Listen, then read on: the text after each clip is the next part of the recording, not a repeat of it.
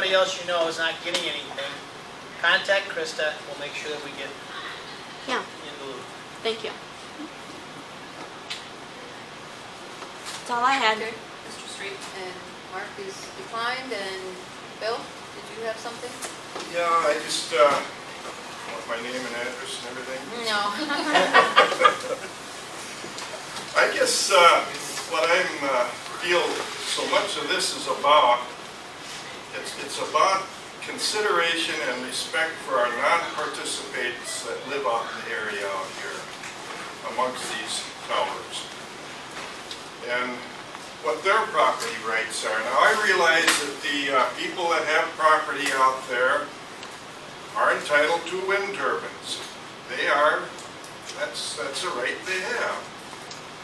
But I think they got to show consideration for the non-participants, and that's why we get these issues coming up, is because we're trying to force them in a little closer than they have to be to the non-participants. And I just feel the wind energy system should maybe go from door to the non-participants and say, hey, what can we do to help? Maybe we can accommodate you people. Maybe we can move back. We got plenty of room for towers out there. If we have one less tower here and one less there, maybe it ain't such a bad deal. You'd have, and another thing we should consider there, that residence that's out there, let's figure the economic value of that residence. It could be $60,000, $80,000 a year for a family of four, you know, the man and wife working. If they aren't there, sure there's a check coming in for that wind tower of $8,000, $10,000, $15,000 a year. I don't know what it is. Varies, I think, with the size of the turbines.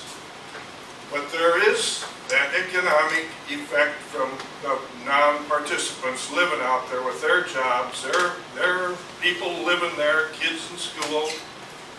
We got to show them some consideration. And which leads me to setback distances on table 1211-1. I don't know, it's the wording there is that it's at 1,500 feet. But then you go down to paragraph D down there, there's an exception for distance that it can be decreased. And that's fine, providing the landowner participating or non-participating agree to that. But we should also have it the other way, where the Board of Adjustment can increase it beyond 1,500 feet if they think it's necessary. Myself, I prefer 3/4 of a mile for non-participants, like Clark County did. They still are getting their wind farm, even though they got it set back at 3/4 of a mile. They're still going to get their wind turbines out there. And another thing here,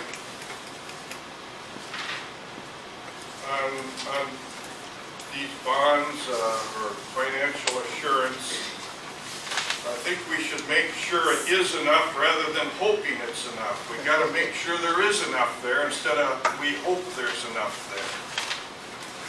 Well, Bill, just to let you know, that's the county's requirement. The PUC is going to have a decommissioning requirement as well.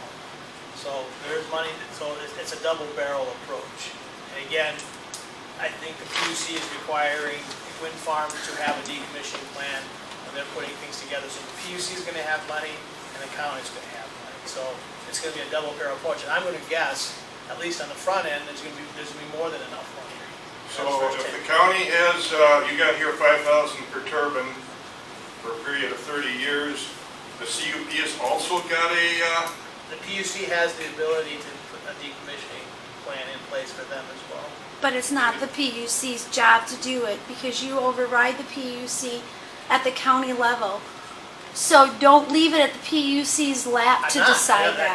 That's why right, because that's why ours, I understand. Dakota Range, it's written in the fashion so that excels doing the in case decommissioning. PUC So doesn't put enough money or doesn't set Yeah. aside or doesn't put enough big enough bond. so it's not a double barrel, as you stated.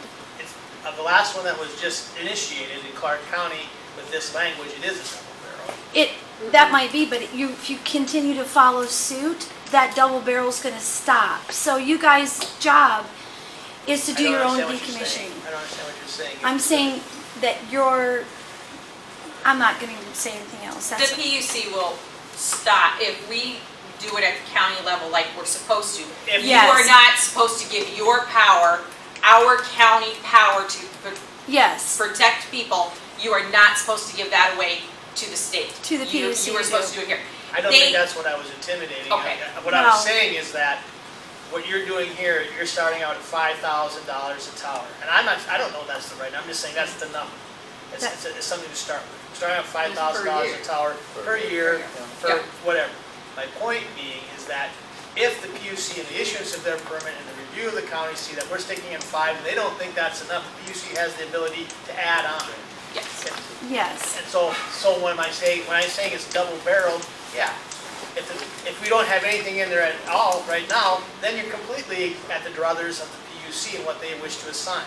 Is that what they've been doing then with the other wind farms then? Have they been making sure then that there is enough there, the PUC, when they approve their? We don't have a lot of test cases going on here. They're taking money. They're requiring wind companies to do certain things, right, when it comes to that. But most counties don't have, the decommissioning plans in most county rules and regulations aren't as specific as this. And so I'm just saying, I'm not married to this language, like I said at the very beginning. I'm saying it's a starting point for discussion. But it's hopefully between the PUC and the county, there will be enough money in a kitty that if they have to come down, there's ways to take care of it. And again, it's not like we're doing actuarials on life insurance because there's just not enough information to be doing that at this point in time. But what you're saying is we could, instead of 5,000, maybe go to say 7,000 or so. We could set it at, this is just a suggestion here, right? Yeah, I'm not married to anything. This is basically what the board had told me at the last meeting, Bill. As we went through everything that you see in there, is things that this board told me to put down on paper. I guess on decommissioning now, they can, in cleaning up if they are decommissioned, what concerns me is, I'm not familiar with the cement work, how these things sit. Does that cement come right to the surface mark on these wind towers? I guess we were at one the other day and I didn't pay any attention to that part of it. Cement comes, it's a big toadstool around that this wind tower sits on. And that'll be cleaned up to a depth of 4 feet, be jackhammered out or however they get it out. That's my understanding. But as a farmer, my feeling is that 4 feet, it should be just completely taken out of there. Just get rid of that concrete in that spot. You take corn rips, will go down 6, 7, 8 feet now. And if that isn't taken out, you're going to have a little drought area on top of each one of them on a drier year especially.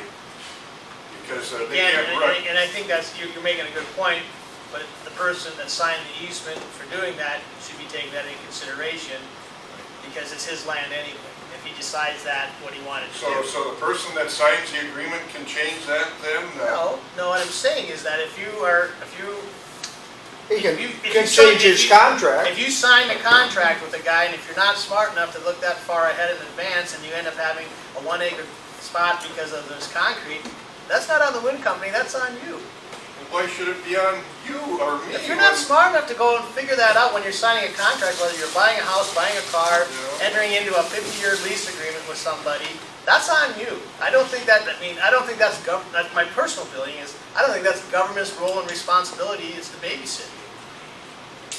Well, we should do a little babysitting now. I don't know. Okay. Our comprehensive plan says we're agriculture and that will be taking land out of agriculture. What's that? Our comprehensive plan says we're agriculture and that will be taking land out of agriculture forever.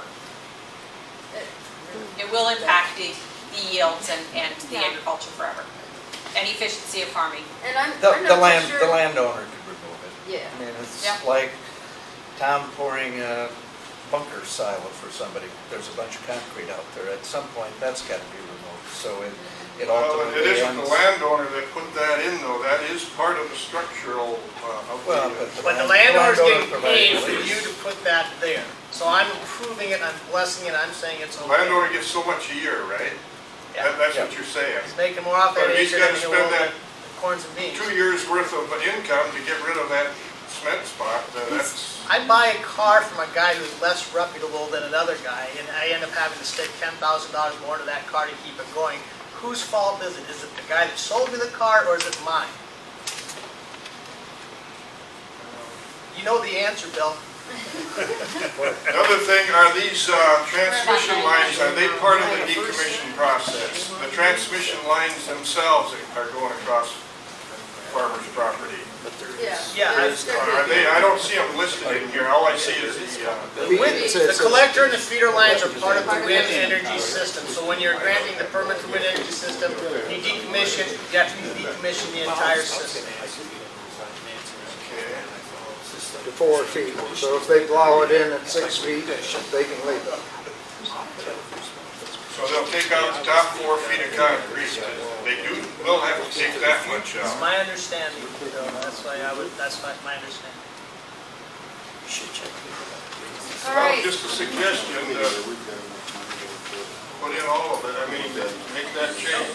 So the meeting we got for next month. Yes, we have Tuesday, November 13th, is this? That will be your regular meeting. For the regular meeting, but we are for sure meeting November 5th. At 5:30. 5:30 PM. This room, Yep. If we can, I've got Okay. to check it out. All right. Regular meeting at 4 on the 13th, so. And we have no executive sessions, as I already asked. I make a motion, we adjourn. I have a motion to adjourn, do I have a second? I will second. Any other discussion? All in favor, signify by saying aye. Aye. Opposed? Oh, but don't pick up that stuff.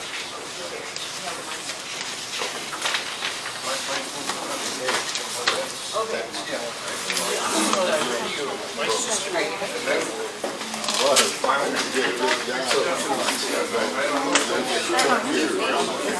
Hey. Oh, yeah, I noticed that. Sounds like it's gonna be Hanging in there. Yeah, good. Yeah, so my phone turned off That's usually what about 45 minutes ago. Yeah, so I was like, there's always green tiles on the left side of the road, but of course I'm going the right direction.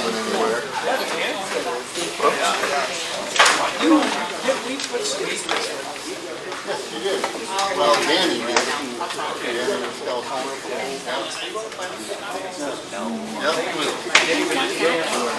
Could have been. Yep.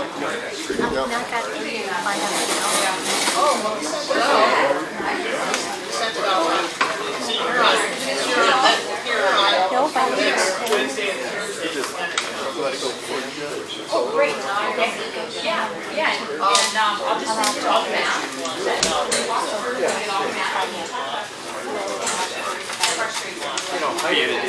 Yeah,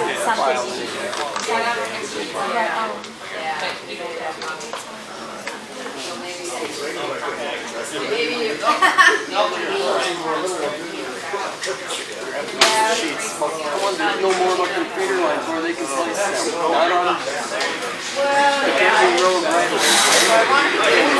Supposed to be, but you So if we're guys not participating, go around, right?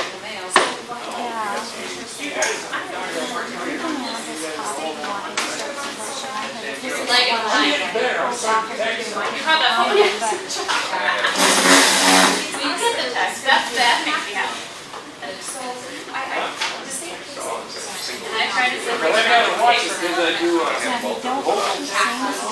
Oh, yeah. you gotta really look at that. Yeah, you've done the wheel spin in a hurry. Yeah.